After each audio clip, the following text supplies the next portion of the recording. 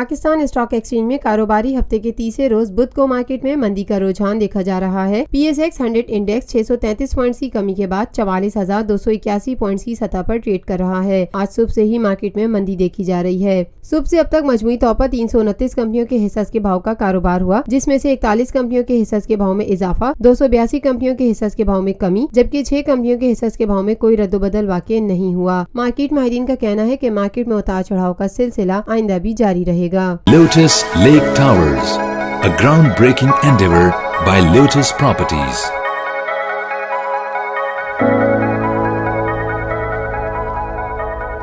मुल्की, बैनुल-अक़वामी, समाजी, सियासी, तिजारती, सकाफती, तफरीही, मालूमाती और खेलों से जुड़ी हर छोटी बड़ी खबर का मरकज TNN TV।